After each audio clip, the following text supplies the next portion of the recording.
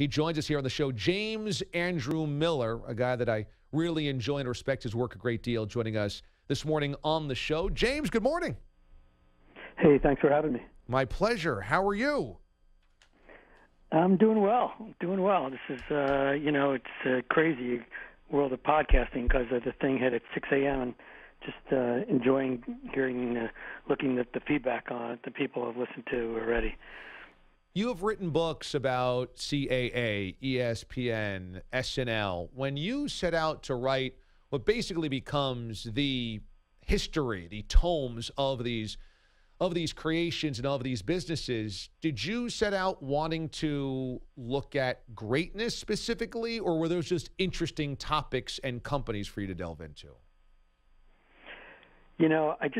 There's every single day something starts, right? So, or a team starts a season, or a company gets founded.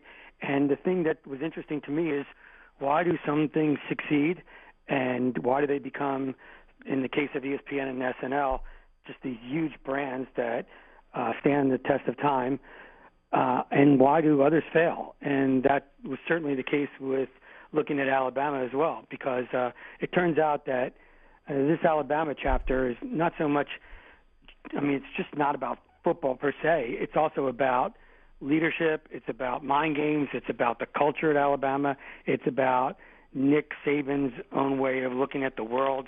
And so you start to tie those things together, and then you start to understand how that equates with success. What is Nick Saban's worldview? It's commonly referred to as the process, and which is a kind of a simple way of saying that it's not so much about the destination, it's the journey. And so I went down to Tuscaloosa, he was talking to me, and he said, this doesn't just apply to football. So you have a goal, let's say you want to lose 20 pounds. And most people will just focus on, when am I going to get to 20? The process says, forget about the 20, forget about 19 pounds, forget about everything. Just focus on breakfast. And if your goal is to lose 20 pounds, when you go to breakfast, what are you going to do to make sure that you're adhering to that goal and make sure that you're doing everything you can possibly be doing at that moment to achieve that goal? Forget about down the road. Just focus on breakfast. And so if you start saying, oh, yeah, well, you know what, I'm going to have these pancakes because later on I won't eat dinner or something like that, then you're not following the process. And when you take that to the football field, I heard, I interviewed Scotty Cochran, the strength coach, and talked to a bunch of former Bama players and stuff. It's not so much about the competition. It's not so much about the score. It's like literally that one down. He has constructed a world where you're literally in the moment, and the only thing that you're focused on is what you're supposed to be doing at that very given moment. James Andrew Miller joins us this morning here on the DA Show on CBS Sports Radio.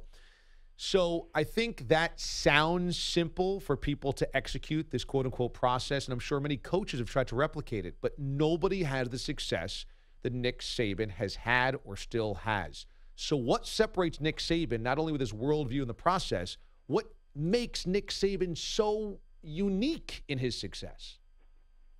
Well, I think, first of all, he applies that to himself. So whatever kind of work ethic or whatever kind of tirelessness he wants from the players, he exhibits himself. And I think that's probably a really strong signal. But I think one of the other things that he does really, really well is because he's such a great recruiter, he has such depth on that Alabama team that no one can take anything for granted.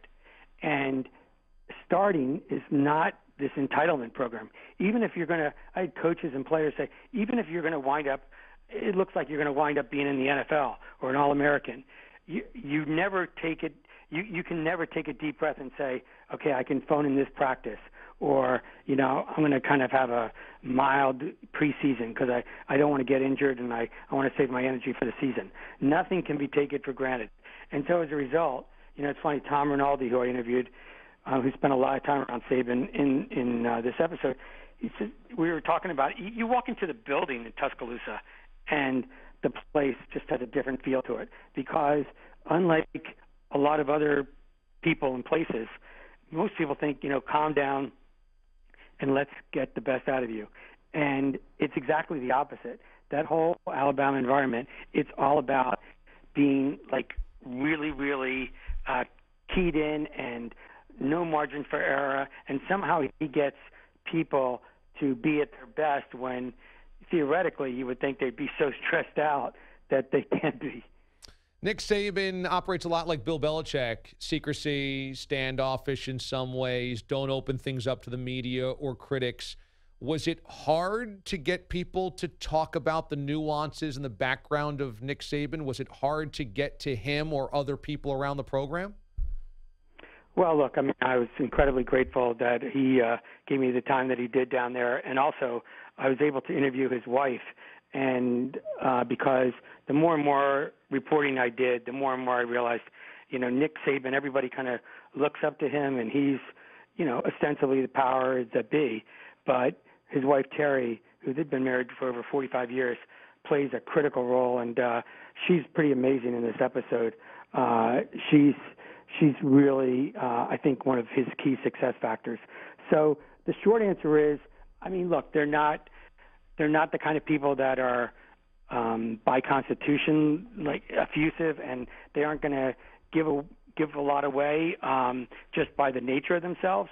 But I think that when you start to talk, when you do your reporting, you start to learn things, and then you challenge them. I mean, I asked him at one point, "Would you want to work for yourself?" And he was taken aback by it. He said, I never really had thought about that. And then he went into kind of an interesting answer. But I think that he does listen to questions, and even though he may at times think of interviews as kind of a necessary evil as part of his job, much like Belichick does, I found him to be, quite thoughtful. James Andrew Miller, the podcast is Origins. It's phenomenal. Now, I want to finish off asking you a question about the ESPN Season 2, because we have obviously so many sports fans listening right now that watch ESPN, and ESPN's been a part of their lives for a long time. Your book about ESPN, which was phenomenal, was Those Guys Have All the Fun, and it was at times kind of an idea that they were impenetrable. They were a frat house that were having so much fun, having the job everybody wants. And now, in some ways, they've become an enemy of people. They become a cultural touchstone that people dislike, and they're under fire a lot. Is that surprising to you to see that flip in going from beloved company to an organization that kind of constantly feels like it's under fire from critics? Yeah, I mean, look, I think that there's two sides of that. It's a great question, and there's two sides to it. One is just the financial side. They were in close to 100 million homes, and they wound up losing like 12 million homes in several years. And their financial equation kind of changed. They used to be the big dog in terms of the Disney world and supplying Disney with billions of dollars in revenue and profits. And that has changed in the New World Order. But I think psychologically, to your point, people there used to be, you walk in a bar or something, or you're at a wedding or something, you tell people you work for ESPN, and, people thought, oh, what a cool job. Oh, my gosh, it's great. And what's it like and everything else. And now, people there tell me that sometimes they tell people they work at ESPN and they're getting hassled, or people are telling them that they're left-wingers, or how could you do this, or how could you do this, or hate this show, or whatever. So there's a kind of a new reality to life inside ESPN, which I think has taken some people by, has really surprised people. And then if you add to that the idea that, they've gone through these 3 rounds really of layoffs over the past several years, something that just wasn't really a part of their world beforehand, that's a lot to get used to. Really interesting. Check out the podcast, because the first episode for Season 3 about the Alabama program is House of Saban, a front row seat looking at how Nick Saban keeps the Crimson Tide hungry. The podcast is titled Origins. You can check out Season 1 about Curb, Season 2 about ESPN, Season 3 right now about Alabama, also upcoming seasons about SNL and Sex and the City. So some really cool stuff. The host is James Andrew Miller, who's joining us here on the show.